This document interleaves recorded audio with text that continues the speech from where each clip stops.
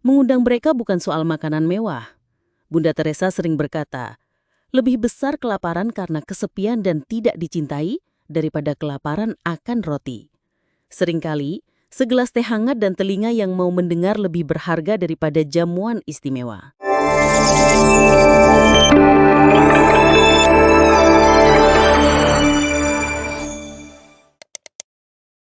Pernahkah Anda berjalan di sebuah jalan sempit, lalu melihat seorang tua duduk sendirian di sudut dengan tatapan kosong ke tanah?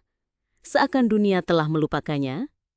Pernahkah hati Anda bertanya, apakah ada yang mau menemani orang ini, mendengarkan kisah hidupnya, atau sekadar memberinya senyuman? Pertanyaan itu mungkin pernah kita rasakan sesaat, lalu kita berlalu kembali pada kesibukan kita. Namun, bagi seorang perempuan kecil bertubuh ringkih dari Kalkuta, pertanyaan itu tidak pernah dibiarkan hilang.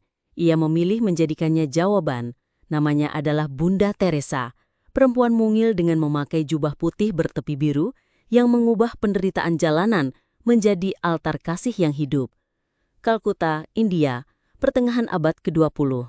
Kota itu hiruk-pikuk, suara becak berderit di jalan berbatu, pedagang meneriakan dagangannya, aroma kari bercampur bau anyir sungai dan keringat orang-orang yang berdesakan. Tapi di balik keramaian itu, ada wajah-wajah yang nyaris tak pernah dipandang. Pengemis dengan luka bernanah, anak-anak kurus dengan mata cekung, tubuh-tubuh tergeletak tanpa daya di trotoar. Disinilah, Bunda Teresa memilih hidupnya. Padahal, ia bisa saja tinggal nyaman di biara, mengajar anak-anak perempuan dari keluarga berada. Tetapi suatu hari, saat ia naik kereta menuju Darjeeling, hatinya diguncangkan oleh suara batin yang kuat. Pergilah, jadilah terang bagi yang termiskin dari yang miskin. Keputusan itu tidak mudah. Ia meninggalkan biara yang nyaman, mengenakan jubah sederhana dan melangkah ke jalanan kotor. Ia tahu satu hal, Tuhan memanggilnya hadir di tengah-tengah mereka yang dibuang dunia. Setiap pagi, dengan langkah pelan, ia berjalan menyusuri ganggang sempit Kalkuta. Anak-anak kecil berlari ke arahnya bukan karena ia membawa uang atau makanan, tetapi karena ia membawa senyum. Dengan tangannya yang keriput, ia merawat luka-luka bernanah, memeluk bayi-bayi terlantar dan duduk menemani orang-orang sekarat. Ada satu momen yang begitu membekas. Seorang pria kurus dengan tubuh penuh luka bernanah, ditinggalkan di jalan karena keluarganya tidak sanggup merawatnya. Orang-orang menghindarinya karena baunya menusuk, tetapi Bunda Teresa berjongkok, menyentuh tubuhnya, membersihkan luka itu dengan tangannya sendiri, sambil berbisik, "Engkau berharga di mata Tuhan." Bayangkan sejenak, seorang perempuan mungil, tanpa harta, tanpa kekuasaan, berani menyentuh yang bahkan dunia pun jijik untuk mendekat. Dari situlah lahir sebuah revolusi cinta. Namun pertanyaannya kini, apa artinya bagi kita? Apakah kita harus meninggalkan rumah dan tinggal di jalanan? Tentu tidak. Bunda Teresa sendiri sering berkata, tidak semua dari kita bisa melakukan hal besar, tetapi kita bisa melakukan hal kecil dengan cinta yang besar. Inilah 5 cara sederhana yang bisa kita lakukan di rumah kita sendiri untuk menyalakan kembali api kasih seperti yang ia hidupi. Pertama, mengundang mereka yang terlupakan ke meja kita. Bayangkan meja makan Anda malam ini.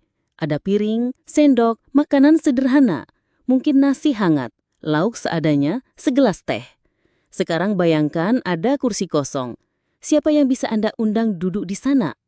Mungkin tetangga lansia yang selalu sendirian, yang lampu rumahnya malam-malam sering padam lebih cepat karena hemat listrik. Mungkin seorang janda di ujung gang yang jarang keluar rumah. Atau seorang pemuda yang baru kehilangan pekerjaan. Mengundang mereka bukan soal makanan mewah. Bunda Teresa sering berkata, lebih besar kelaparan karena kesepian dan tidak dicintai daripada kelaparan akan roti. Seringkali, segelas teh hangat dan telinga yang mau mendengar lebih berharga daripada jamuan istimewa. Bayangkan dampaknya, meja Anda bukan sekadar meja, melainkan altar pertemuan. Kedua, mengubah pekerjaan sehari-hari jadi tindakan kasih. Apakah Anda pernah merasa jenuh mencuci piring yang tidak ada habisnya? Atau melipat baju yang setiap kali menumpuk? Tugas-tugas itu sering terasa sepele. Tetapi apa jadinya jika kita melihatnya dengan mata baru? Bunda Teresa mengajarkan, setiap hal kecil bisa menjadi doa. Saat Anda merapikan tempat tidur, Anda tidak hanya meluruskan seperai, tetapi menciptakan ruang nyaman bagi orang yang Anda kasihi. Saat Anda menyapu lantai, Anda tidak hanya membersihkan debu, tetapi menyiapkan rumah agar penuh kehangatan. Cobalah sekali saja, nyalakan lilin kecil di meja, tarik nafas dalam, lalu lakukan pekerjaan rumah sambil mengucap syukur. Tiba-tiba, hal paling sederhana pun bisa menjadi suki. Ketiga, membuat sudut kecil untuk mengingatkan kita tentang kasih. Kalkuta penuh dengan jalan kotor, namun di mata Bunda Teresa, itu adalah altar suki. Kita pun bisa menciptakan altar kecil di rumah. Tidak perlu mewah. Ambil sudut kecil di rak, meja, atau jendela. Letakkan sebuah foto Bunda Teresa, semangkuk air sebagai lambang dahaga, atau bahkan sepasang sepatu tua yang mengingatkan perjalanan panjang hidup kita. Biarkan itu menjadi tanda. Setiap orang yang datang, terutama mereka yang tersisih, adalah Kristus sendiri. Setiap kali Anda melihat sudut itu, hati Anda akan diingatkan untuk melayani dengan cinta. Keempat, hari devosi darurat. Kita semua sibuk, waktu terasa berlari. Tetapi Bunda Teresa menunjukkan cara sederhana, novena terbang. Doa singkat 10 kali ingatlah ya Maria yang dipanjatkan saat ada kebutuhan mendesak. Bayangkan Anda berhenti sejenak di tengah pekerjaan kantor, menutup mata dan menggumamkan doa singkat. Atau saat senja, sebelum matahari tenggelam, Anda berdoa bagi keluarga, tetangga, atau bahkan orang-orang di daerah konflik yang jauh. Dengan begitu, setiap hari sibuk berubah menjadi jam suki. Kelima, membagikan kata-kata yang menghidupkan. Bunda Teresa sering berbicara dengan kalimat yang sederhana, tetapi menembus hati. Salah satunya, aku hanyalah pensil kecil di tangan Tuhan. Bagikan kutipan itu kepada teman, keluarga, atau di media sosial. Tidak untuk pamer, tapi untuk mengingatkan. Kita semua bisa menjadi alat kecil untuk cinta yang besar. Bayangkan Anda duduk bersama teman, secangkir teh mengepul, lalu Anda menyebut kata-kata itu. Obrolan sederhana pun bisa berubah menjadi percikan harapan. Suatu malam di Kalkuta, hujan turun deras. Jalanan becek, bau kotoran bercampur dengan lumpur. Di trotoar, seorang bayi terbungkus kain tipis, tubuhnya gemetar. Orang-orang lewat begitu saja, buru-buru mencari tempat berteduh. Bunda Teresa datang, mengangkat bayi itu, membangkusnya dengan jubahnya sendiri, dan berlari ke rumah singgahnya. Ia berkata, jika saya tidak membawanya malam ini, mungkin besok ia tidak akan hidup. Bayangkan momen itu.